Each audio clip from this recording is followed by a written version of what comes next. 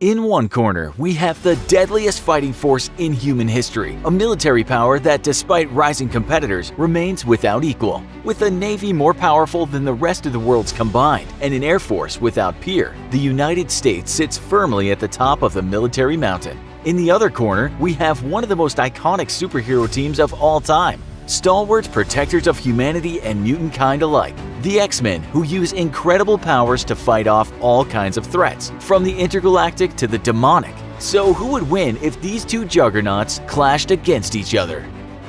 For most of its early history, the United States was at best a second-rate military power, and it wasn't until the years between World War I and World War II that the US Navy's size began to compare to the supreme naval power in the world, Great Britain. However, despite having the numbers, the United States lacked the professional and technological expertise to be a true global power.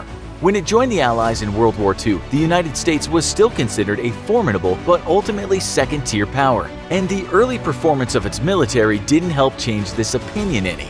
The Sherman tank that the US brought to the fight in North Africa was considered by many to be one of the worst tanks of the war, and after the war, German tank commanders went on record saying that at times they pitied the Americans and could not fathom that a government would send its troops to war with such inferior weaponry. The US fared a little better at the outset of the war in the Pacific. The Japanese Zero outperformed American planes, and its pilots were far better trained.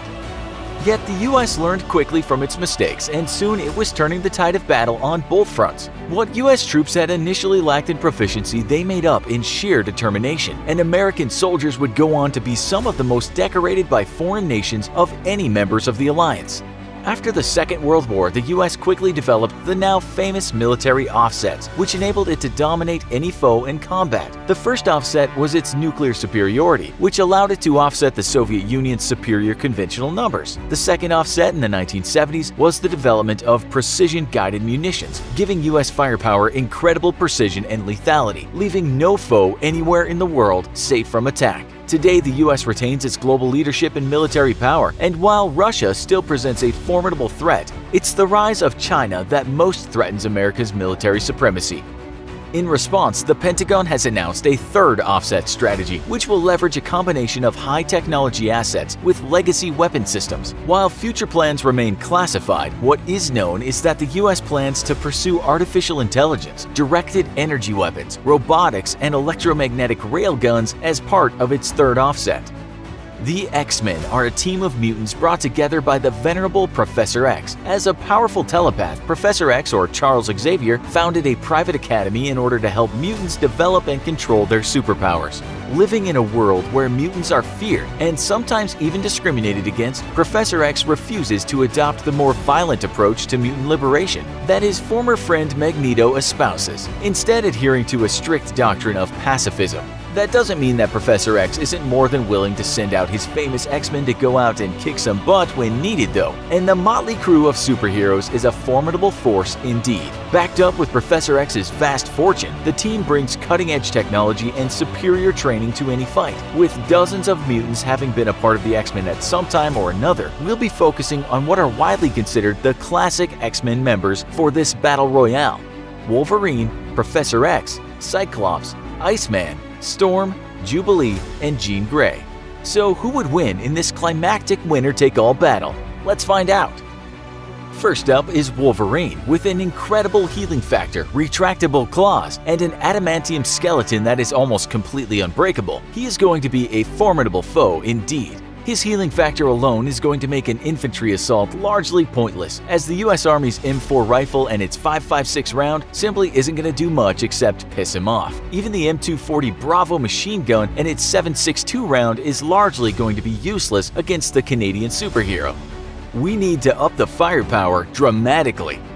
Known as silver bullets, American M1 Abrams tanks fire depleted uranium discarding sabot rounds that have incredible penetrating power against any armor in the world, and getting hit by one of these in the chest is going to give Wolverine some serious pause. But Wolverine is a lot smaller than a battle tank and a lot more agile, so actually hitting him is going to be difficult to say the least. Plus, his claws will shred through even composite tank armor pretty easily. Instead, we're going to be calling for fire support from the US Air Force and for its inventory of thermobaric bombs.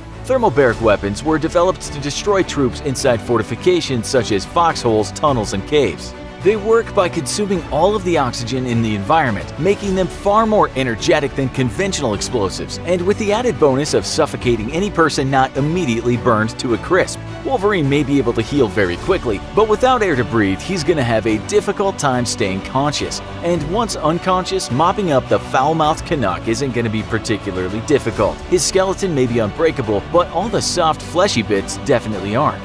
A study of thermobaric bombs and their lethality by the U.S. Defense Intelligence Agency states that the kill mechanism against living targets is unique and unpleasant. What kills is the pressure wave, and more importantly, the subsequent vacuum which ruptures the lungs. If the fuel deflagrates but does not detonate, victims will be severely burned and will probably also inhale the burning fuel. With lungs full of fuel burning at several thousand degrees, after a second and third thermobaric bomb, all that'll be left of Wolverine is a shiny skeleton with no living tissue to regenerate. We're giving this one to the US military. Next up is Jubilee, a superhero that in the early 2000s received some serious upgrades. While it's well known that she's able to manipulate low levels of energy to create firework-like effects, in the early 2000s she gained the potential to actually detonate matter at the atomic level, in effect giving her the power to create nuclear explosions. However, we aren't buying that crap, and we're sticking with Jubilee's original powers, because you don't get to upgrade your powers just because for decades you were a useless firework shooter. In this matchup, Jubilee is simply going to get shot in the face, and there's literally nothing she can do but shoot dazzling lights at her attackers. Match over, win to the US military. Next up is Cyclops, whose ability to project optic blasts makes him a daunting opponent for anyone. While often mistaken for a laser, Cyclops' optic blast is actually a concussive force that comes from an interdimensional aperture located just behind Cyclops' eyes. Known as the Red Dimension, when Cyclops opens this aperture, the energy of an alien dimension is blasted out into our world with devastating effects.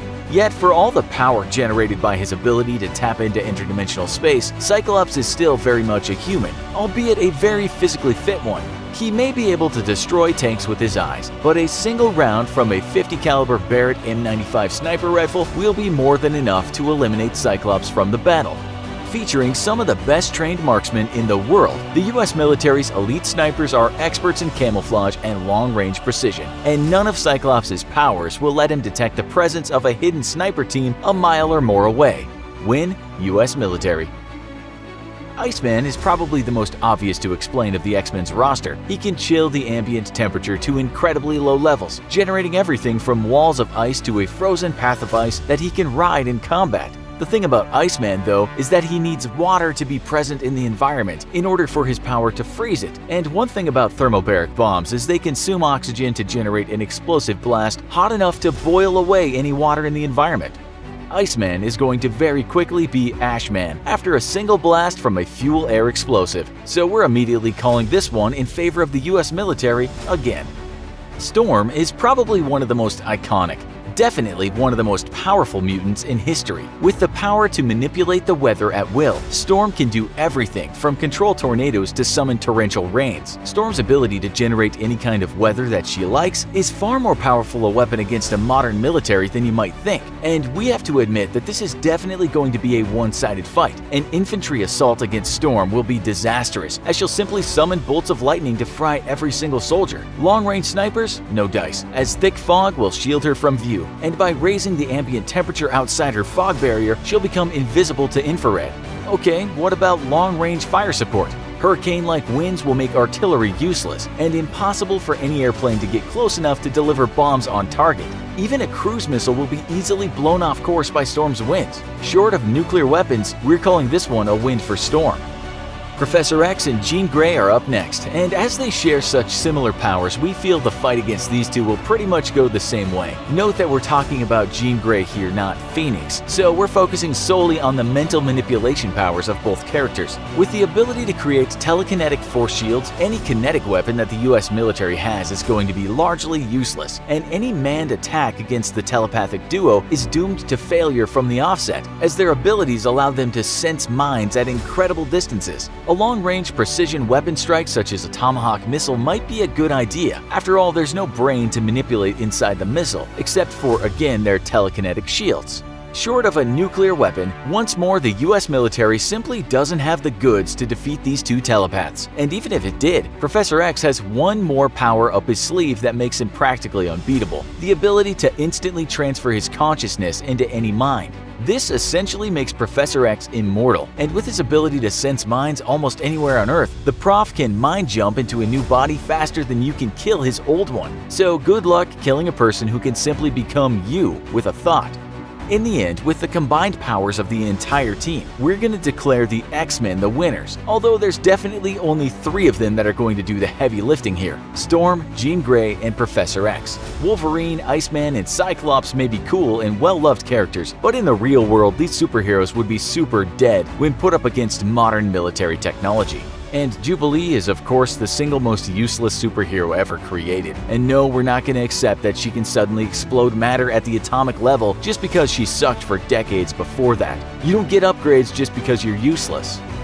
Disagree with our verdict? Do you still love Jubilee despite her worthlessness? What other epic matchup would you like to see in our Who Would Win series? Let us know in the comments, and as always, if you enjoyed this video, don't forget to like, share, and subscribe for more great content.